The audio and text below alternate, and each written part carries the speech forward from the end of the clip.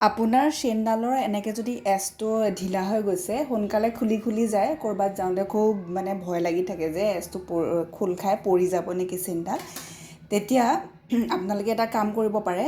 এই বেলেগ ফুলি এযোৰ ল'ব, তাৰ যোনটো টোপ হয় অকণমানি টোপ এটা ল'ব, পেষ্টটো মানে পেষ্টটো যোনটো ঢিলা এচটোৰ ঢিলা ছাইডত যোনটো ঢিলা হৈ আছে, ঢিলা ফালে সেইটো লাহেকৈ এনেদৰে খুৱাই দিব।